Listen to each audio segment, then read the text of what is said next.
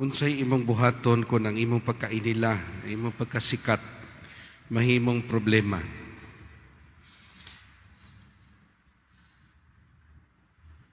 Ang santo nga atong gisaulog karon na special way, si San Pio sa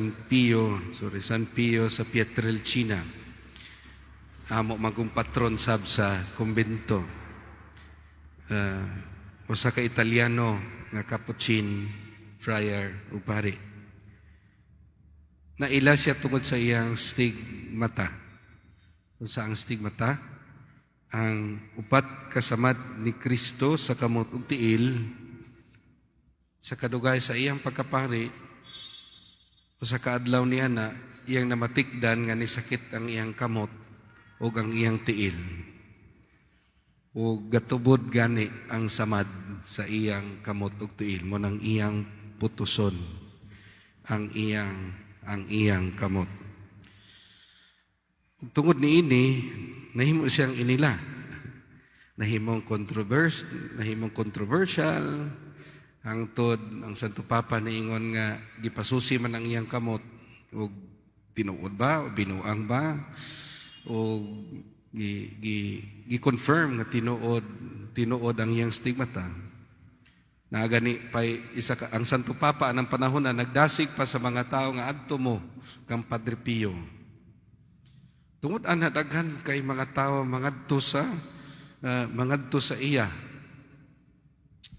Kay kung magpaampo sa iya, makadawat man sila sa mga grasya. So naigahom ang stigmata sa iyahang mga kamot.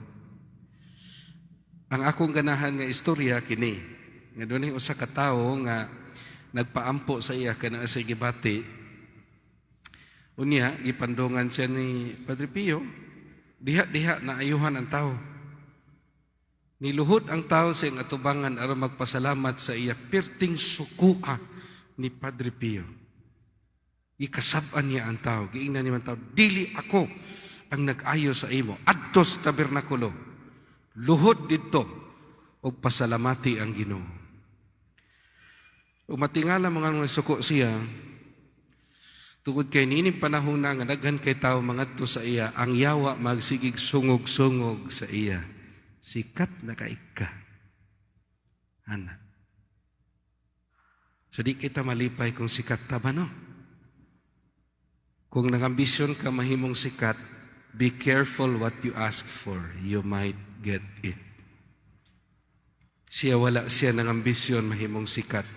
Panasikat siya tungod sa iyahang ministry. Di bang Ginoo inanagyapon pero muli kay gani siya sa mga tao. So siya, sungugon siya sa yawa, nasikat na kay siya.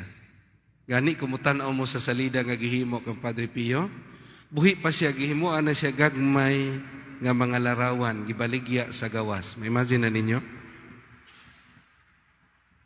Naapa siya sa kumbinto pero sa gawas na anak kay mapalit nga gagmay nga Padre Pio. Padre Pio, buenas, paayo na buenas, ana, maligya ang mga tao sa gawas. Gawas siya dito, iyang gipang limbuad ang mga lamisa dito, kay sungugon siya sa yawa lagi. Nasikat na ka ika, bida na gid ka ika. O, ang pinakakatingalahan sa iya, kay mapakita ang yawa sa iya, dito sa iyang kwarto o makigbugno sa iya. Naganahan mo ang kinabuhi? Ang yawa mo tunga sa iyang kwarto o makigbugno sa iya.